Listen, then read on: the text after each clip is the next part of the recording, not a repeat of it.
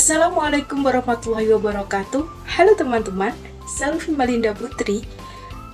Apa kabar kalian semua? Semoga kalian dalam keadaan sehat ya, agar bisa menyimak video ini sampai akhir. Video kali ini, saya akan menjelaskan tentang globalisasi. Apa itu globalisasi? Dampak dari globalisasi dan contoh globalisasi. Mari simak video berikut ini.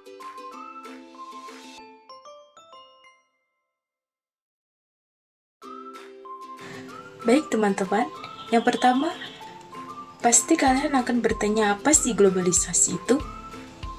Globalisasi merupakan sebuah perubahan sosial berupa bertambahnya keterkaitan di antara elemen-elemen yang terjadi akibat perkembangan teknologi di bidang transportasi dan komunikasi yang memfasilitasi pertukaran budaya dan ekonomi internasional. Lalu selanjutnya globalisasi ekonomi. Proses globalisasi ekonomi ialah perubahan perekonomian dunia yang sifatnya berdasar atau struktural. Dan proses ini akan berlangsung terus dengan lajunya yang semakin cepat mengikuti perubahan teknologi dan juga akan semakin cepat serta pola kebutuhan masyarakat dunia. Perkembangan ini telah meningkatkan kadar hubungan saling ketergantungan ekonomi dan mempertajam persaingan antar negara tidak hanya dengan perdagangan internasional saja dan produksi. Globalisasi ekonomi ini ditandai dengan menipisnya batas-batas geografi dari kegiatan ekonomi atau pasar secara nasional atau regional, tetapi semakin menebal menjadi satu proses yang melibatkan banyak negara. Nasionalisasi produksi dengan pasar uang. Globalisasi ekonomi merupakan suatu proses yang ada di luar pengaruh atau jangkauan kontrol.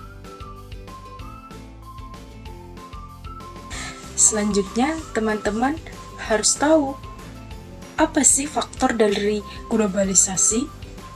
Faktor terjadinya globalisasi yang pertama, perkembangan teknologi, informasi, dan komunikasi yang berperan penting dalam memudahkan interaksi antar manusia. Yang kedua, adanya kerukunan antar negara yang biasanya memudahkan terjadinya kerjasama antar negara baik dalam hal ekonomi, politik, maupun budaya. Yang ketiga, berkembangnya teknologi transportasi yang memudahkan akses transportasi dan ekspedisi antar negara. Poin yang ketiga adalah pengaruh dari globalisasi. Apa saja pengaruh dari globalisasi? Teman-teman harus tahu ya. Yang pertama, globalisasi ekonomi memperlancar arus barang dan jasa keluar masuk dalam suatu negara. Yang kedua, perubahan pada era globalisasi adalah konstan, cepat, dan radikal. Yang ketiga, globalisasi membuka arus tenaga kerja dari luar negeri untuk masuk ke angkatan kerja. Yang ketiga, globalisasi memberikan pengaruh saling ketergantungan antar organisasi. Selain peran negara lain atau negara maju, perubahan sosial di negara-negara berkembang dipengaruhi oleh organisasi internasional dan bahkan perubahan multinasional. Selanjutnya, globalisasi akan memberikan kesempatan kepada setiap organisasi untuk membuka usaha di negara-negara lain. Selanjutnya adalah faktor-faktor yang mempengaruhi budaya organisasi. Yang pertama adalah komunikasi. Komunikasi yang efektif dalam organisasi mempunyai dampak positif terhadap budaya perusahaan. Dengan komunikasi yang efektif, pihak manajemen dapat melakukan sosialisasi tujuan dengan perusahaan lain, menyampaikan aturan dengan baik, dan suatu pola tingkah laku karyawan dalam berhubungan antar mereka satu sama lain ataupun antara atasan dengan bawahan. Yang kedua adalah motivasi. Upaya-upaya manajemen memotivasi karyawan juga membentuk budaya tersendiri dalam suatu perusahaan. Apakah karyawan selalu termotivasi dengan baik, atau sejauh mana perusahaan memperhatikan kondisi lingkungan kerja? Upaya perusahaan memotivasi karyawan akan menunjukkan bagaimana perusahaan memandang sumber daya manusia yang ada di dalamnya. Yang ketiga yaitu karakteristik organisasi. Ukuran dan kompleksitas organisasi akan menentukan tingkat spesialisasi dari hubungan personal. Yang selanjutnya mempengaruhi tingkat otoritas pengambilan keputusan. Yang selanjutnya kebebasan, tanggung jawab, dan proses komunikasi yang terjadi. Selain itu, bidang kegiatan organisasi juga mempengaruhi budaya yang berlaku di organisasi. Yang keempat, proses-proses administrasi.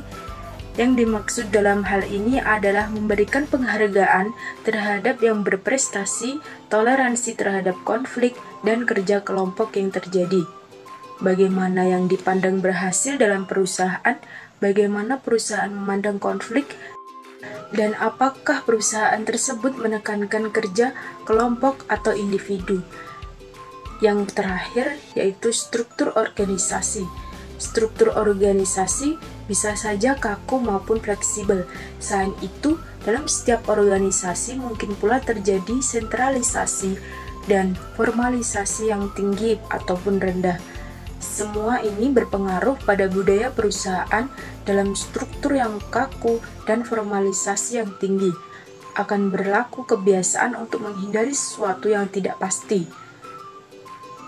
Dan segala sesuatu harus dibuat aturan tertulisnya. Dalam struktur yang fleksibel dan formalisasi yang tidak tinggi, mungkin karyawan lebih dibiasakan untuk menghadapi ketidakpastian secara kreatif dan mandiri. Poin selanjutnya yaitu dampak positif dari globalisasi. Yang pertama, meningkatkan etos kerja yang tinggi, suka bekerja keras, disiplin, dan mempunyai jiwa kemandirian yang baik. Yang kedua, menyebabkan kehidupan sosial ekonomi lebih produktif, efektif, dan efisien. Yang ketiga, tingkat kehidupan yang lebih baik. Dan yang keempat, dapat memperoleh lebih banyak modal serta teknologi yang baik. Selanjutnya, dampak negatif dari globalisasi. Yang pertama, masuknya nilai budaya bangsa barat yang banyak ditiru. Yang kedua, lunturnya semangat gotong royong. Yang ketiga, kondisi industri dalam negeri sulit berkembang. Dan yang keempat, pola hidup yang konsumtif. Yang terakhir, sikap individualisme. Baik teman-teman, kesimpulan dari materi yang saya jelaskan kali ini yaitu globalisasi memberikan banyak dampak positif dan negatif bagi kehidupan manusia. Sebagai manusia yang disiplin, kita harus memikirkan dampak globalisasi ke depannya untuk masa depan kita, dan kita juga harus bisa memilah dampak yang harus dibuang dan dampak yang harus diambil dari globalisasi tersebut. Baik teman-teman, cukup sekian pembahasan materi dari saya. Semoga bermanfaat bagi kalian semua. Jangan lupa untuk share video kali ini supaya kita dapat berbagi ilmu secara lebih luas. Terima kasih. Wassalamualaikum warahmatullahi wabarakatuh.